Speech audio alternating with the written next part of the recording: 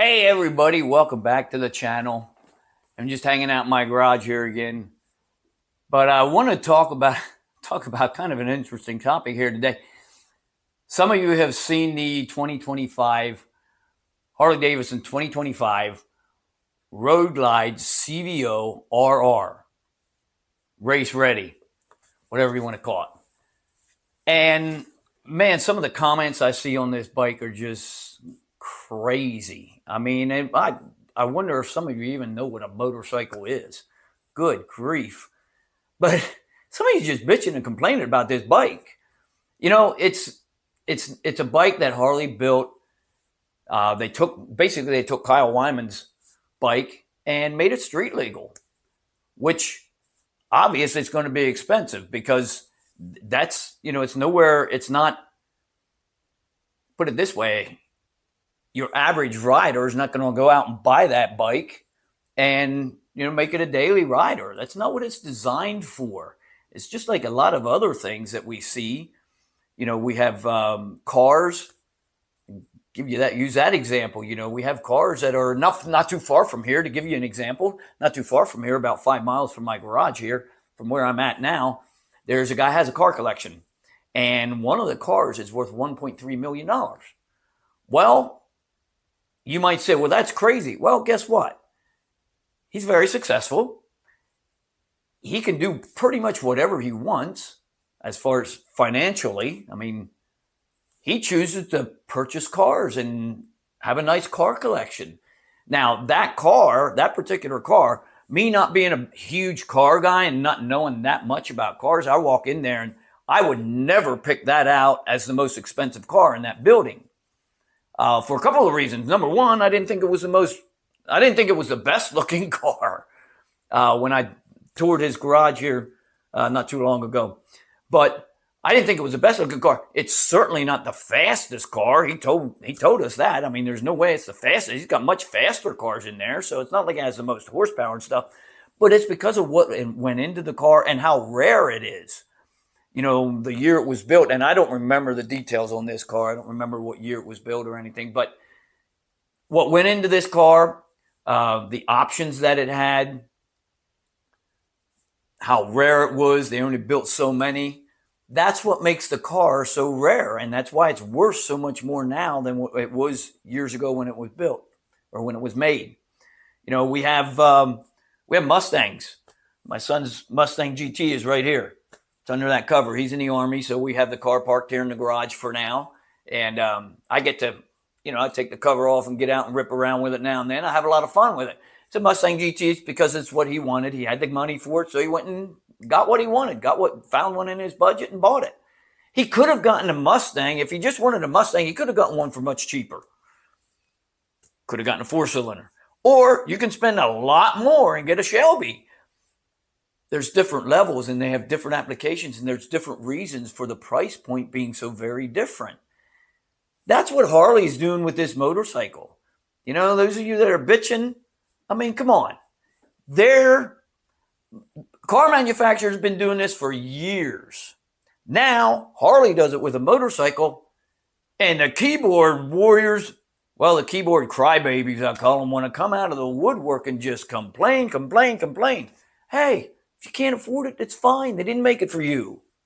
It's made for people that want a collectible motorcycle. It's a piece of history. If you stop and think about the bagger racing and how it started, I mean, to be honest with you, when I first saw that, I thought, yeah, this will last a little bit. I didn't think it would take off like it is now. It's a lot of fun to watch. I love it. And now I'm following Kyle Wyman. I'm watching these guys. I'm like, man, it's pretty awesome what they're doing with a bagger. It is a 700-pound bike.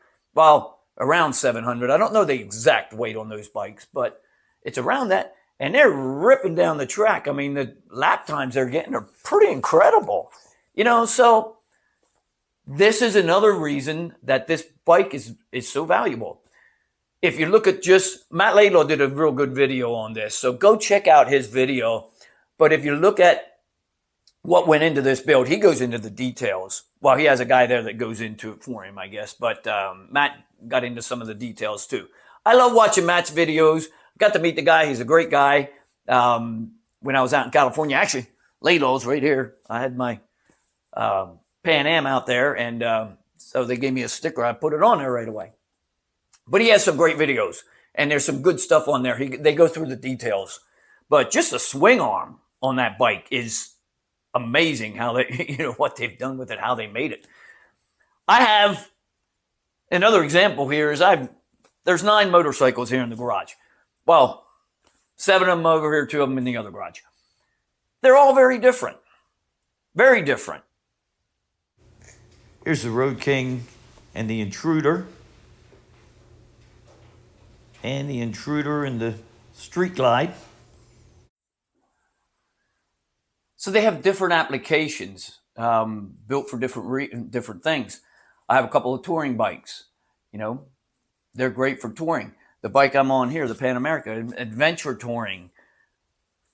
I've had it coast to coast a number of times. I put some miles down on it, and it's very comfortable for touring. But it's also designed, I can take it off-road. I've had it off-road numerous times. It does fine off-road. My Road King, I've had that on the highways and taken it touring. Off-road, man, it sucks. My Street Glide, same thing. I'll take it down the highway or down the road on roadways, paved roads, and have a lot of fun and enjoy it. Off-road, not so much fun. So bikes are very different, built for different reasons.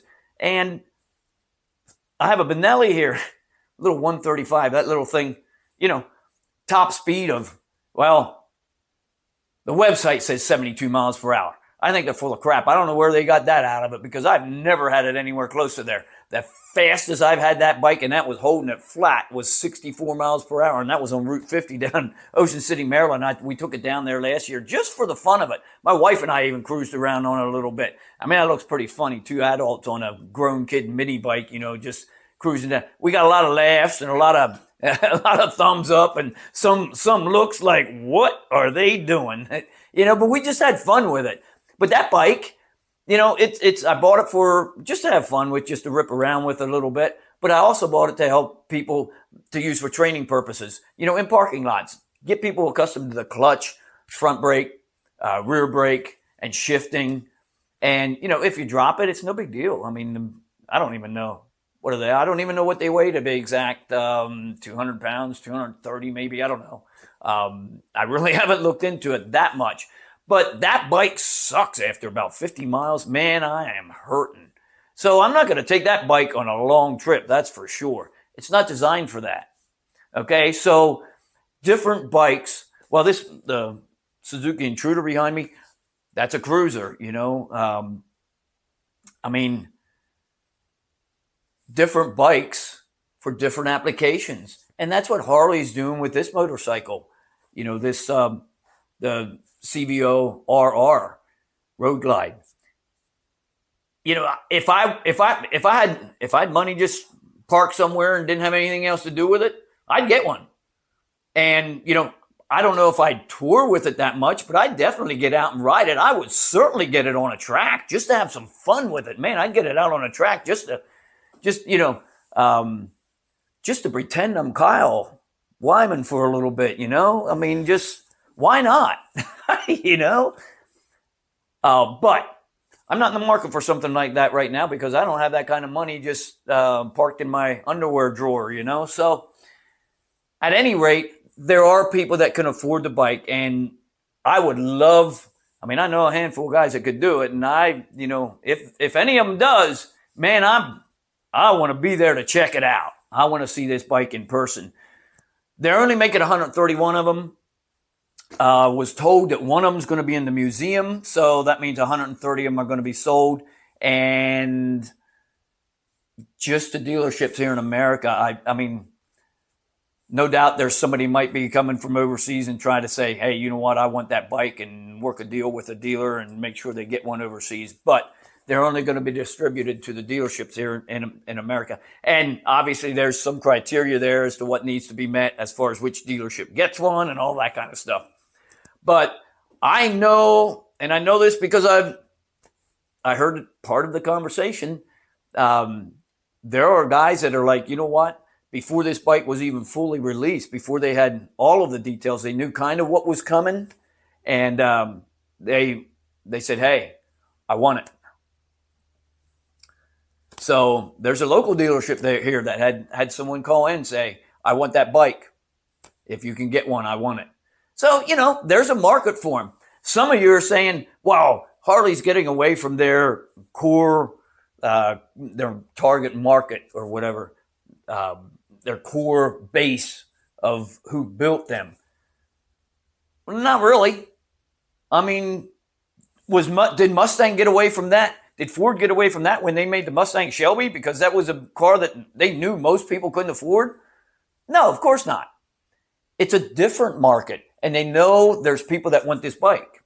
It's a piece of history. I mean, the racing, the bagger racing, I didn't think it'd take off the way it did. Now, I love watching it. I mean, I think it's a great, But at any rate, that's a little bit my take on it.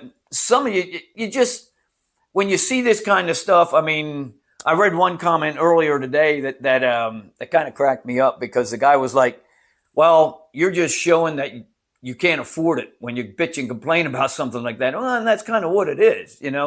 Those are the guys that could write a check for it. They're seriously looking at it. If they're collecting motorcycles, if they want a collector's motorcycle, they're going to take a serious look at this bike. Why not? I mean, I would, Another thing I hear sometimes is, or a lot, is, well, for 150 horse, you can spend a lot less than that. Well, no kidding. Of course you can. This Pan America is 150 horsepower. I could buy 3 of them.